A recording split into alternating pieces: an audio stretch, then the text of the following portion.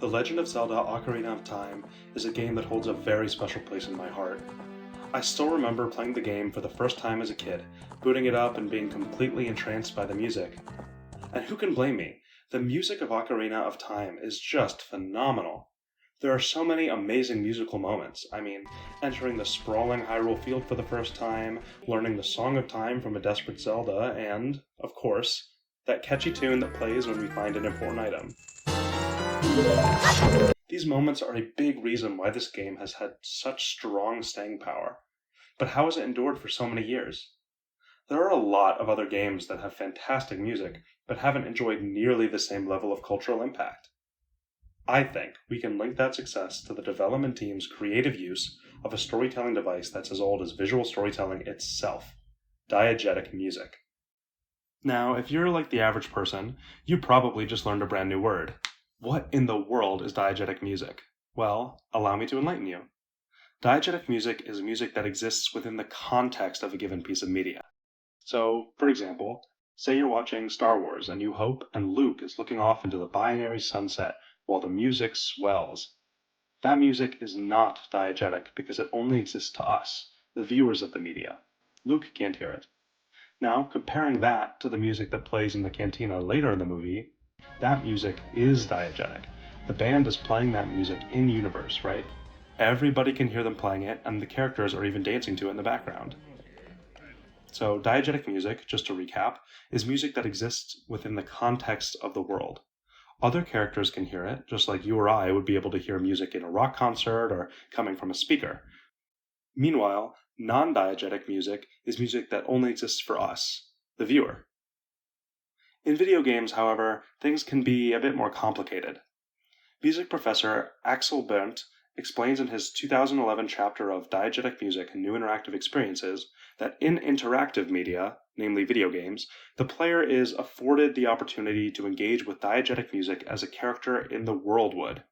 Players might be able to change the tone and rhythm of a performance, stop it entirely, or even create music of their own. For the rest of this video, I'll be explaining how The Legend of Zelda Ocarina of Time utilizes diegetic music in ways that are completely unique to the medium of video games, and how that's contributed to the enduring fanbase that the game has enjoyed for decades. Understanding diegetic music, though, is just the beginning. Let's see how this concept is used to make Hyrule a more interesting game world. The diegetic music in Ocarina of Time greatly informs the characters' relationships with each other and the world around them. Unsurprisingly, this primarily applies to Link's relationships. The most obvious example of this is Zelda's lullaby.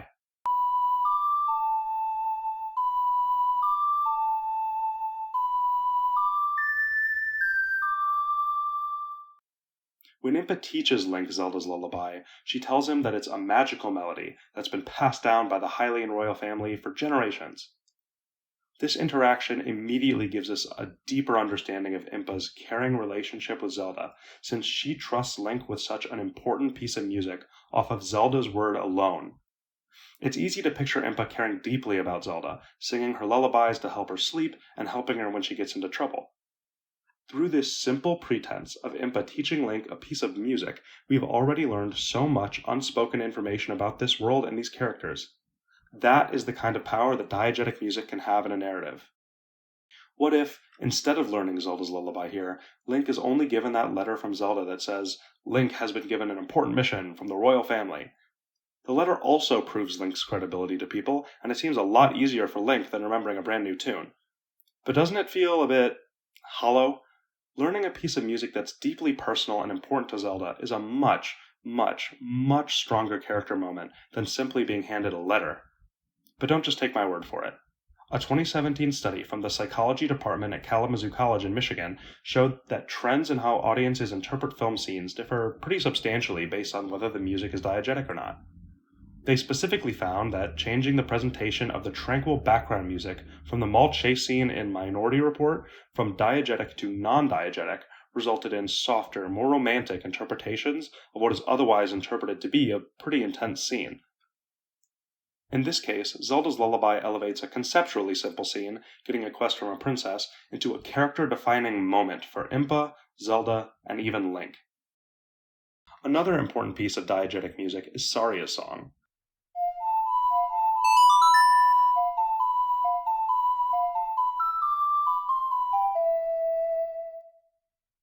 The moment when Saria teaches Link her song is great, for a lot of the same reasons as when Impa teaches Link Zelda's lullaby. But diegetic music isn't just when characters play music with or for each other, and Saria's song happens to double as the Lost Woods theme, which is arguably one of the most iconic diegetic pieces in the whole franchise.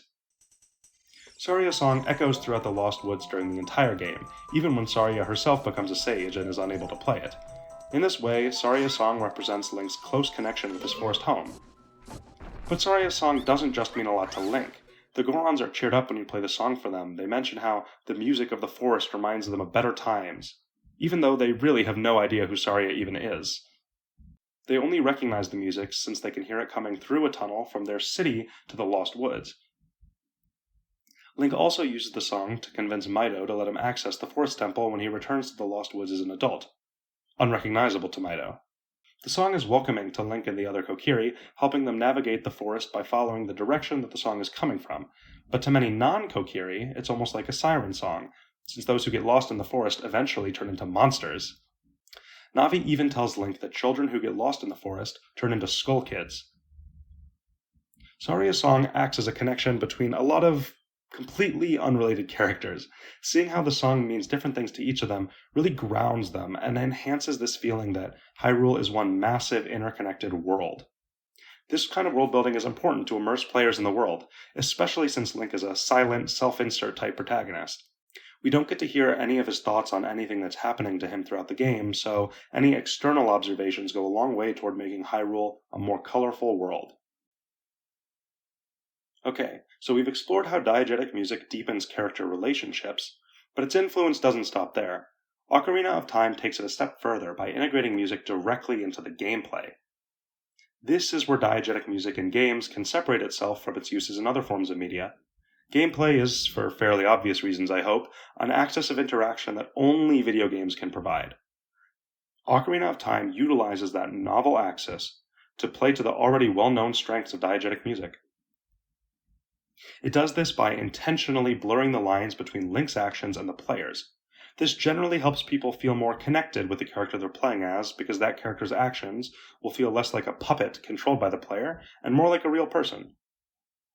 This relationship between narrative and gameplay is a pretty complex topic, and we don't really have time to fully explore it for this video, but if you want to learn more, there are a lot of scholarly articles and books on the subject, including an article I read while doing research for this video, aligning story and gameplay through narrative goals, which is from volume 47 of Entertainment Computing. Put simply, game designers will sometimes try to align character motives with gameplay goals. Here's a pretty simple example. Mario wants to rescue Peach, right? The player wants to get to the end of the level. So the game designers say, okay, Peach is trapped at the end of the level. The developers of Ocarina of Time use this technique a lot, so let's explore how they create a bridge between gameplay and narrative, specifically through the songs that Link can play on his ocarina. From a gameplay perspective, all of these songs serve as simple memory tests for the player. Remember what a song does when you play it, so you can choose the right song to solve whatever challenge you're facing. Then players have to play the notes of the song in the correct order on Link's ocarina. Link learns how to play 13 different songs on his ocarina throughout the game, and they all have unique gameplay applications. I've already talked about a few of these. Playing Saria's song allows Saria to give the player hints on where to go next, and playing Zelda's lullaby helps the player get into some blocked off areas. The various warp songs Link learns are also great examples of this game design technique, because their gameplay purpose is supremely simple. They warp Link from one location to another.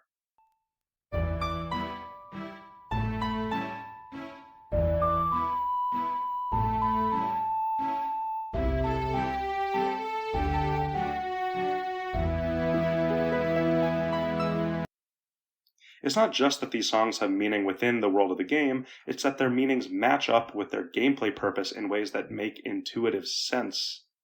Of course, the warp songs, music written to help the hero of time reach the temples, will teleport Link to the temples. Of course, Zelda's lullaby lets Link access places that are blocked up by royal guards, and of course, Saria tries to help Link on his quest by giving him hints on where to go next. They're friends.